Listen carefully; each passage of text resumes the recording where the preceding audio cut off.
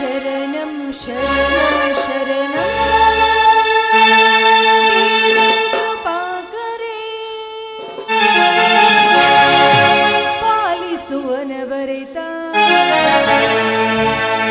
ताये श्री दुर्गे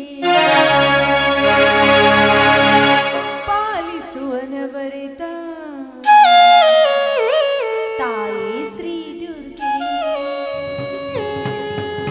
शरणं शरणं शरणं देवी कृपाकरे शरणं शरणं शरणं देवी कृपाकरे पालिसुवनवरिता ताये श्री दुर्गे पालिसुवनवरिता ताये श्री दुर्गे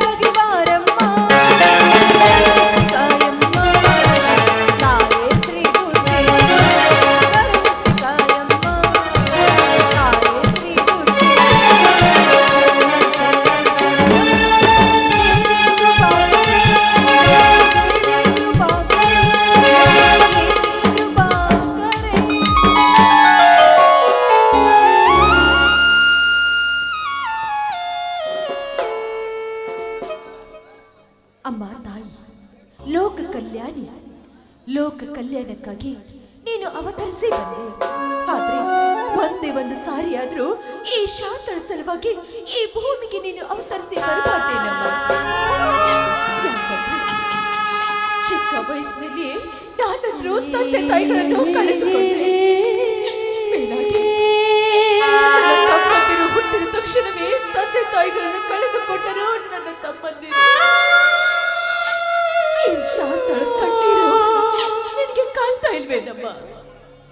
ಅಷ್ಟೇ ಅಲ್ಲ ತಾಯಿ, ನನ್ನ ಚಿಕ್ಕ ತಮ್ಮ ಯಾವ ಗಳಿಗೆಯಲ್ಲಿ ಮನೆ ಬಿಟ್ಟು ಹೋಗಿ ತಾನೆಂಬುದೇ ನನಗೆ ಗೊತ್ತಿಲ್ಲ. ಅವನು ಇದ್ದಾನೋ ಸತ್ತಿದ್ದಾನೋ ಬದುಕಿದ್ದಾನೆಂಬುದು ನನಗೆ ಗೊತ್ತಿಲ್ಲ. ಈಗ ನನ್ನ ತಮ್ಮನ ಜೀವನ ಹೀಗಮ್ಮ. ಅದರಂತೆ ಈ ಊರಿನ ಗರ್ಭ ಶ್ರೀಮಂತ ಶ್ರೀರಾಮಚಂದ್ರನು ನನ್ನನ್ನು ಗಾಂಧರ್ವ ರೀತಿಯಲ್ಲಿ ಮದುವೆಯಾಗಿದ್ದಾರೆ. ಇದುವರೆಗೂ ಇವಳು ನನ್ನ ಮಡದಿ ಎಂದು ನನ್ನ ಕರೆಯಲು ಸಹ ಬಂದಿಲ್ಲ. ಯಾಕಮ್ಮ, ಯಾಕೆ ಈ ಶಾಂತಳ ಜೀವನವನ್ನು ಕಣ್ಣೀರಿನಲ್ಲಿ ಕೈ ತೊಳಿತಾ ಇದೀಯ ನೀನು? ನಾವು ಬಡವರಾದ್ರೂ ಚಿಂತೆ ಇಲ್ಲ. ಸದಾ ಕಾಲ ಶ್ರೀರಾಮಚಂದ್ರನ ಪಾದ ಸೇವಕಿಯಾಗಿರ್ಲಿ ಅಂತ ನನಗೆ ಆಶೀರ್ವದಿಸು ತಾಯಿ, ನನಗೆ ಆಶೀರ್ವದಿಸು.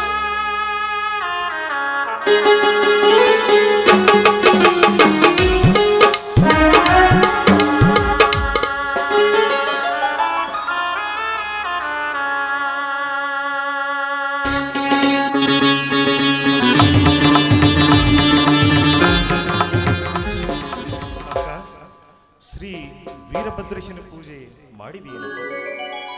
ಮುಗಿದಿದೆ ಬಾ ತಮ್ಮ. ಕೋಲಿ ಕೆಲಸದಿಂದ ಈಗ ಬಂದೆಯ? ಯಾಕಮ್ಮ ಯಾಕಮ್ಮ ನಿನ್ನ ಕಣ್ಣಲ್ಲಿ ನೀರು?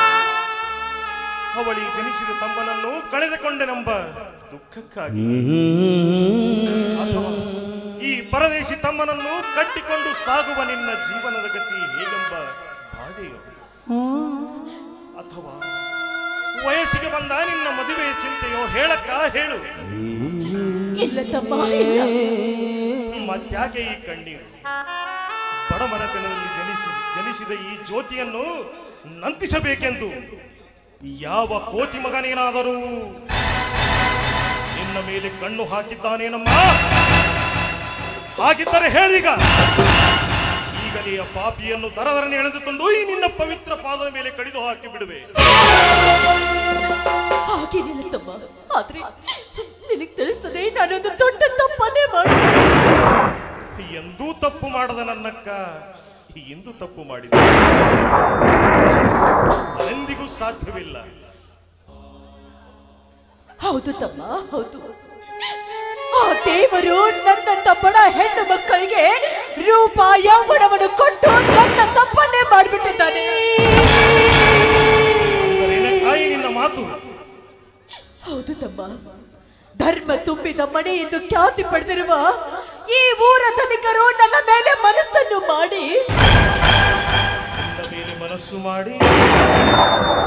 ನಿನ್ನ ಮೇಲೆ ಮನಸ್ಸು ಮಾಡಿ ಹಾಗೆ ಕೈ ಬಿಟ್ಟಿರುವನೇ ಜಮೀನ್ದಾರ. ಹಾಗಿದ್ದರೆ ಹೇಳಮ್ಮ, ಈಗಲೇ ಅವನನ್ನು ಎಳೆ ತಂದು ಅವನಿಂದಲೇ ನಿನ್ನ ಕುತ್ತಿಗೆಗೆ ತಾಳಿ ಕಟ್ಟಿಸಿಬಿಡ್ತೀನಿ. ಹಾಗೇನಿಲ್ಲ ತಮ್ಮ, ಗಾಂಧರ್ವ ರೀತಿಯಲ್ಲಿ ನನ್ನ ಕೊರಳಿಗೆ ತಾಳಿ ಕಟ್ಟಿದ್ದಾರೆ ಅವರು. ಎಂದು ನನ್ನ ಕೊರಳಿಗೆ ತಾಳಿಯನ್ನು ಕಟ್ಟಿದ್ದಾರೆ, ಅಂತೆ ಅವರ ಕೈ ಸ್ಪರ್ಶ ನನ್ನ ದೇಹಕ್ಕೆ ಆಗಿದೆ ವಿನಃ ಇದುವರೆಗೂ ಇವಳೇ ನನ್ನ ಮಡತಿ ಎಂದು ನನ್ನನ್ನು ಕರೆಯಲು ಬಂದಿಲ್ಲ. ಯಾಕಂದ್ರೆ ಇಷ್ಟಕ್ಕೆಲ್ಲ ಕಾರಣ ಈ ಬಡತನ ತಮ್ಮ.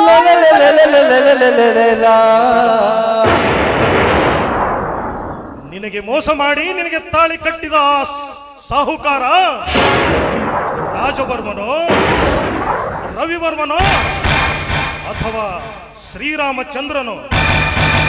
ಹೇಳೀಗ, ಈ ಮೂವರಲ್ಲಿ ನಿನಗೆ ಗಂಡನಾಗಿ ತಾಳಿ ಕಟ್ಟಿದ ಆ ಪುಂಡನನ್ನು ಹೆಡೆಮುರಿಗೆ ಕಟ್ಟಿ ಹೊತ್ತು ತಂದು ಈ ಸತಿಯೇ ನನ್ನ ಸಂಸಾರದ ಜ್ಯೋತಿ ಎಂದು ನಿನ್ನ ಕೈ ಹಿಡಿಸದಿದ್ದರೆ ನಿನ್ನ ಸಹೋದರ ಗಂಡೆದೆಯ ಬೀರನೇ ಅಲ್ಲ, ನಿನ್ನ ಪಾತ್ರ. ಹೇಳಮ್ಮ ಹೇಳಮ್ಮ, ಯಾರವನು? ಬಡವರ ಪಾಲಿಗೆ ದೇವರು ಎನಿಸಿಕೊಂಡಿರುವ ಈ ಊರು ತನ್ನ ಶ್ರೀರಾಮಚಂದ್ರ. ಅಕ್ಕ, ಏನು ಹೇಳ್ತಿದೀಯಮ್ಮ ನೀನು? ಹತ್ತೂರ ಜನರಿಗೆ ಒಡೆಯನಾಗಿ ಧರ್ಮ ತುಂಬಿದ ಮನೆಯಲ್ಲಿ ದೇವರು ಎನಿಸಿಕೊಂಡಿರುವ ಆ ಶ್ರೀರಾಮಚಂದ್ರರು ಇಂಥ ಚಾಂಡಾಲ ಕೆಲಸ ಮಾಡಿದರೆ ಸತ್ಯ ನುಡಿಯುವ ಸರದಾರರೇ ಬಾರಿಸಿ ಮೋಸದ ನುಡಿ ಮುತ್ತಿನ ಮಳೆಗರೆದರೆ. ಆಯ್ತಮ್ಮ, ಆಯ್ತು. ನಿನಗೆ ಮೋಸ ಮಾಡಿದ ವ್ಯಕ್ತಿ ಯಾವ ಬಲ್ಲಿದ ಜಮೀನ್ದಾರನೇ ಆಗಲಿ, ದೇವರೇ ಆಗಲಿ, ಆ ತಪ್ಪು ಮಾಡಿದ ವ್ಯಕ್ತಿಯನ್ನು ಈ ಮುಕ್ತಿ ಮಂದಿರದಲ್ಲಿ ನಿಲ್ಲಿಸಿ ನಿನಗೆ ನ್ಯಾಯ ದೊರಕಿಸಿಕೊಡುವುದೇ ಈ ನನ್ನ ಗುರಿ. ಬರ್ತೀನಿ.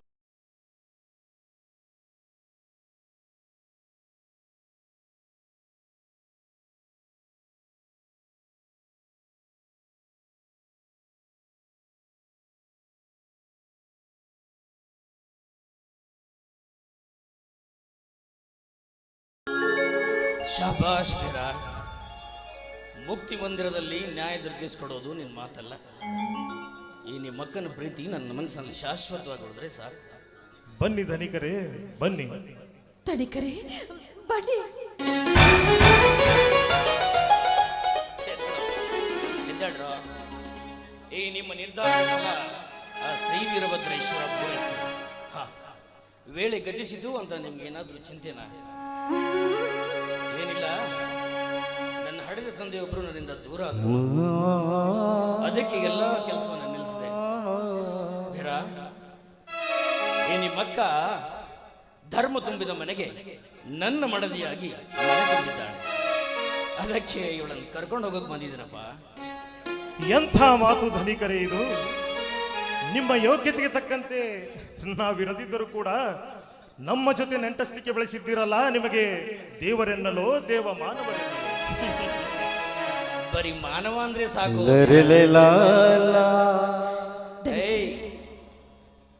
ಯಾಕೆ ಶಾಂತ ಕಣ್ಣಲ್ಲಿ ನೋಡಿ ಸ್ವಾಮಿ, ನಿಮ್ಮ ಅಂತಸ್ತಿಗೆ ತಕ್ಕಂತೆ ನನ್ನಲ್ಲಿ ಒಡವೆ ವಸ್ತ್ರ ಹುಚ್ಚಿ, ಗಂಡನ ಮನೆಗೆ ಏನ್ ತರೋದು ಅಂತ ಚಿಂತೆನ? ಬೆಳ್ಳಿ ಬಂಗಾರ ಪೀತಾಂಬರ ಸೀರೆಗಿಂತ ಈ ನಿನ್ನ ಗುಣವೇ ಶೃಂಗಾರವಾಗಿರುವಾಗ ಆ ಒಡವೆಗೆ ಏಕೆ ಚಿಂತೆ? ಮುದ್ದು ರತ್ನಗಳಂತೆ ಈ ನಿನ್ನ ರೂಪವೇ ಪರಿಶೋಧಿಸುವಾಗ ನೀನ ಚಿಂತೆ ಮಾಡಬಾರದು. ತನಿಖರೆ, ಹಾಗಾದ್ರೆ ನನ್ನದೊಂದು ಮಾತಾಡಿಸಿಕೊಡ್ತೀರಾ? ಏನಂತ ಸಂಕೋಚವಿಲ್ಲದೆ ಕೇಳು.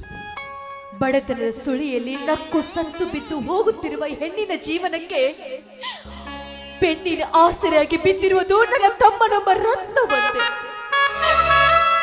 ಈ ನನ್ನ ತಮ್ಮನಿಗೆ ತಂದೆ ತಾಯಿಯಾಗಿ ನಾನು ನಿಂತಿರುವೆ, ಅಕ್ಕಳಾಗಿ ಸಹ ನಾನೇ ನಿಂತಿರುವೆ. ಈ ನನ್ನ ತವರಿನ ಉಡುಗೊರೆಯಾಗಿ ನನ್ನ ತಮ್ಮನನ್ನು ನಿಮ್ಮ ಮನೆಗೆ ಕರ್ಕೊಂಡು ಬರ್ತೀನಿ. ದಯವಿಟ್ಟು ಈ ಮಾತನ್ನು ನಡೆಸಿಕೊಡಿ ಅಂತ ನಿಮ್ಮ ಆಡಳಿತ ಬೇಡಿಕೊಂಡು. ಎದ್ದೇಳು ಶಾಂತ. ಬುದ್ಧಿ ಶೂನ್ಯಳಾಗಿ ಬಡಬಡಿಸುವ ನೀನು ಭ್ರಮೆಯೆಂಬ ನಿದ್ರೆಯಿಂದ ಮೊದಲು ಹೊರಗೆ ಬಾ. ಅಚ್ಚರಿಯಾಗುವಂತ ಕೆಚ್ಚದ ಹೆಣ್ಣು ನೀನಿರುವಾಗ ರೊಚ್ಚಿಗೆದ್ದು ಹೊಯ್ದಾಡುವ ಈ ನಿನ್ನ ತಮ್ಮ ನನ್ನ ವರ್ಚ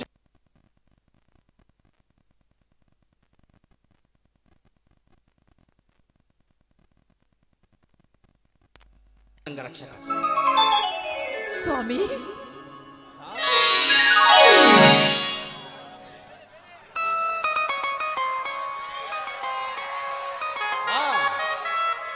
ಅದಕ್ಕಾಗಿನೇ ಇವನಿಗೆ ಶೃಂಗರಿಸೋದಕ್ಕೆ ಬಟ್ಟೆ ತಂದಿದ್ದೀನಿ. ಏ ವೀರ, ಹೇಳು ಬಾಬಾ. ವೀರ, ಬೇಗ ಡ್ರೆಸ್ ಮಾಡ್ಕೊಂಡು ಹೋಗು.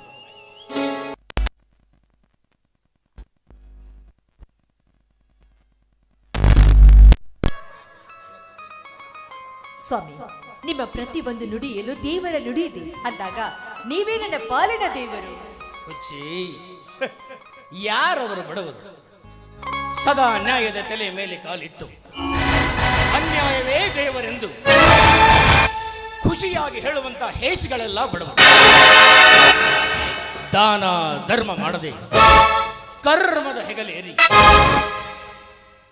ಕಳ್ಳ ಕದೀಮರಾಗಿ ಬಾಳುವವರೆಲ್ಲ ಬಡವರು. ಹೆಣ್ಣು ಜಗದ ಕಣ್ಣು ಎಂಬುದನ್ನು ಮರೆತು ಅನ್ನ ಹಾಕಿದ ಮನೆಗೆ ಕಣ್ಣು ಹಾಕಿ ಅದೇ ಹೆಣ್ಣಿನ ಜೀವವನ್ನು ಹಿಂಡುವಂತ ಭಂಡರೆಲ್ಲರೂ ಬಡವರು. ತಾಯಿ ತಂದೆ ದೇವರನ್ನುವುದನ್ನು ಮರೆತು ಹಂದಿಯಾಗಿ ಮನೆ ಸೇರಿದ ಮುತ್ತಿಟ್ಟ ಮೋಹಿನಿಯೇ ದೇವರೆಂದು ಹೇಳುವಂತ ಕತ್ತೆಗಳೆಲ್ಲ ಬಡವರು. ಬಡ್ಡಿ ಸಾಲದ ದೊಡ್ಡ ಸ್ಥಿತಿಯಲ್ಲಿ ಬೆಟ್ಟದಾಕಾರವಾಗಿ ಆಸ್ತಿ ಮಾಡಿಕೊಂಡು ಸದಾ ನ್ಯಾಯ ನಿತ್ಯವನ್ನೇ ಮರೆತಿರುವರಲ್ಲ ಆ ರವಿರಾಜವರ್ಮ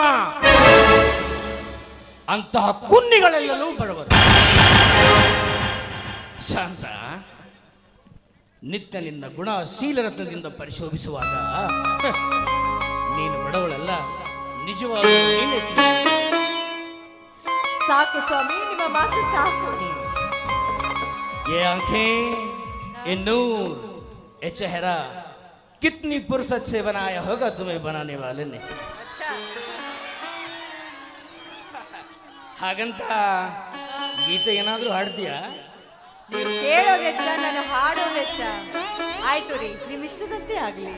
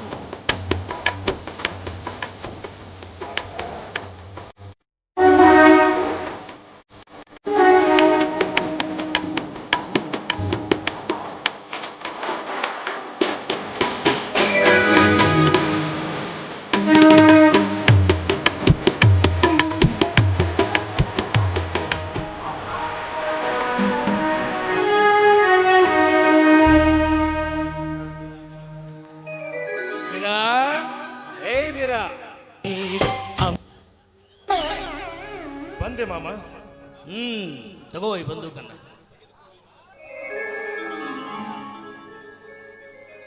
ಇದು ನಿನ್ನ ರಕ್ಷಣೆಗಾಗಿ ಸದಾ ನಿನ್ನ ಹತ್ತಿರವೇ ಇರಲಿ. ಹಾ ವೀರ, ನೀನು ಹಿಡಿದಿರೋದು ಇದು ಬರೀ ಬಂದೂಕಲ್ಲ, ಅದರಲ್ಲಿರೋದು ನನ್ನ ಜೀವ. ಈ ಜೀವನ ಹೇಗೆ ರಕ್ಷಣೆ ಮಾಡಬೇಕು ಅನ್ನೋದು ನಿನಗೆ ಚೆನ್ನಾಗಿ ಗೊತ್ತು. ಆಯ್ತು ಮಾವ. ಅಷ್ಟೇ ಅಲ್ಲದೆ ಬಡವರ ಮಾನ ಪ್ರಾಣ ಶೀಲ ಸಿಂಧೂರಗಳನ್ನ ಕಾಪಾಡುವಂತಹ ದೊರೆ ನೀನಾಗಬೇಕು. ಆಯ್ತು ಮಾವ, ಆಯ್ತು. ಇಂದಿನಿಂದ ಈ ನಿಮ್ಮ ಮಾತನ್ನ ಶಿರಸಾವಹಿಸಿ ನಡೆಸುತ್ತೇನೆ.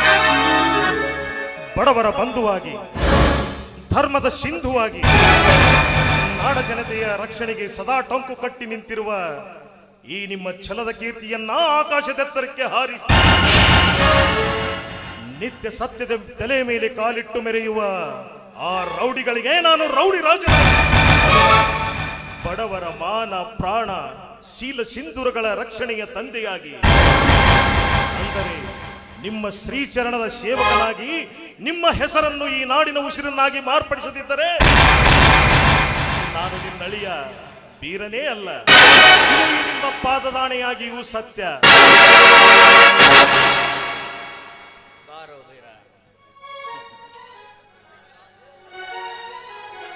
ಸಂತೋಷ ಬೀರ, ಸಂತೋಷ. ನಿನ್ನಂಥ ಅಳಿಯನನ್ನು ಪಡೆಯಬೇಕಾದ್ರೆ ನಾನಾವ ಜನ್ಮದ ಪುಣ್ಯ ಮಾಡಿದನೋ ಏನೋ ಗೊತ್ತಿಲ್ಲ. ನಡೆ, ನಾ ಕಟ್ಟಿದ ಆಶಾ ಗೋಪುರಕ್ಕೆ ಕಳಸವಾಗಿ ಸದಾ ಬೆಳಗುತ್ತದೆ. ಬಡವರ ಸೇವೆ ಮಾಡಬೇಕೆಂದಿರುವ ನನ್ನ ಉಸಿರಿಗೆ ಸದಾ ಉಸಿರಾಗಿ ಬೆಸೆಯುತ್ತೆ. ಅಂದಾಗ ಬಸಿರು ತುಂಬಿದ ನಾರಿಯರು ತಮಗೆ ಹುಟ್ಟುವಂತಹ ಮಗುವಿಗೆ ನಮ್ಮೀರವರ ಹೆಸರಿಡುವರು.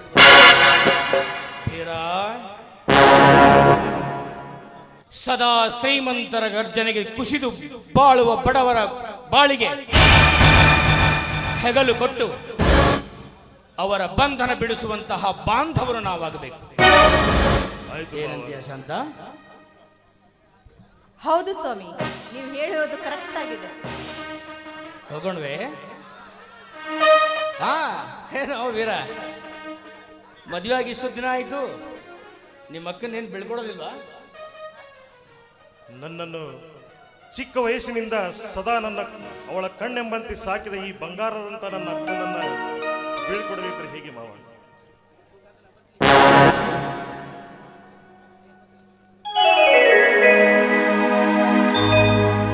ನಮ್ಮ ಮನೆಯಲ್ಲಿ ದಿನವೂ ಮೆರುಗು ಚೈತ್ರವೇ, ಬೆಳದಿಂಗಳ ಪ್ರೀತಿ ಕರಗಲು ಸಾಧ್ಯವೇ?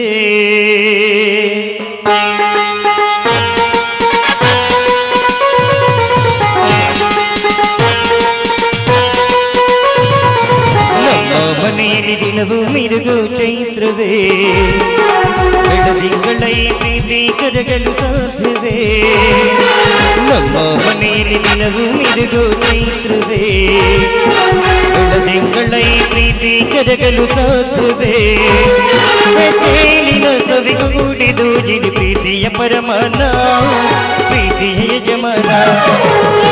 ಮನೆಯಲ್ಲಿ ದಿನವೂ ಮೆರುಗು ಚೈತ್ರವೇ, ಬೆಳದಿಂಗಳ ಪ್ರೀತಿ ಕರಗಲು ಸಾಧ್ಯವೇ? ನಮ್ಮ ಮನೆಯಲ್ಲಿ ದಿನವೂ ಮೆರುಗು ಚೈತ್ರವೇ, ಬೆಳದಿಂಗಳ ಪ್ರೀತಿ ಕರಗಲು ಸಾಧ್ಯವೇ? ತೇಲಿನ ಸವಿಗೂಡಿದು ಜಿಡಿ ಪ್ರೀತಿಯ ಪರಮಾನ, ಪ್ರೀತಿಯ ಯಜಮಾನ. ನಮ್ಮ ಮನೆಯಲ್ಲಿ ದಿನವೂ ಮೆರುಗು ಚೈತ್ರವೇ, ಬೆಳದಿಂಗಳ ಪ್ರೀತಿ ಕರಗಲು ಸಾಧ್ಯವೇ?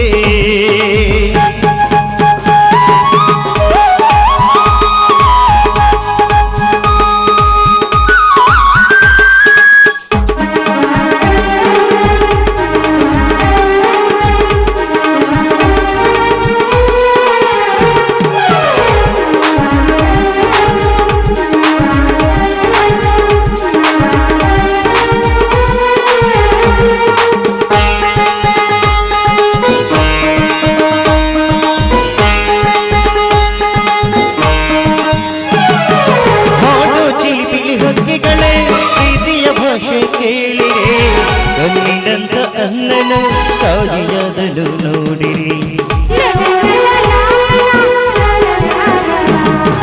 ಹಾಡೋ ಚಿಲಿಪಿಲಿ ಹಕ್ಕಿಗಳೇ ಪ್ರೀತಿಯ ಭಾಷೆ ಕೇಳಿರೆ ಕಣ್ಣಿನಂತ ಅನ್ನನು ತಾಯಿಯಾದಲು ನೋಡಿರಿ. ಹುಲುಬೇಲೆ ಏರಿದರು ಮಗುವಿನ ಹುಲುಮೆ ತುಂಬಿದೆ, ಹಾರಾಡೋ ಮನಸ್ಸಿಗೆ ಆಕಾಶವೇ ನೀನಾದೆ. ಕಣ್ಣುಗಳೇ ಕೊಡೆಯಾಗಲಿ ಕಣ್ಣಿನ ಹನಿಯಲ್ಲೇ ಹೃದಯಕ್ಕೆ ಹೂಮಳೆ. ಮನೆಯಲ್ಲಿ ದಿನವೂ ಮೆರುಗು ಚೈತ್ರವೇ,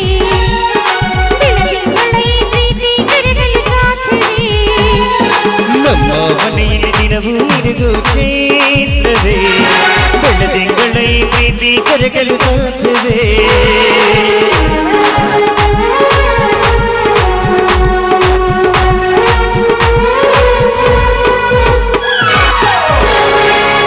ಸಾಕು ನಡೀರಿ ವೇಳೆ ಆಯ್ತು ಅನ್ನ ಪ್ರೀತಿಯಿಂದ ಕರ್ಕೊಂಡವ್ರು ಹಂಗೆ ಯಾಕದು ಬಿಟ್ಟು ಬೇಸರ ಕರ್ಕೊಂಡು ಹೋಗೋದು ಈಗ ಹೊರಗಡೆ ಕಾರ್ ಏ ಮಂಜು ಹೊರಗಡೆ ಅಲ್ಲಿ ಕಾರ್ ನಿಲ್ಸಿದ್ದೀನಿ ತಗೊಂಡ್ ಬಾರ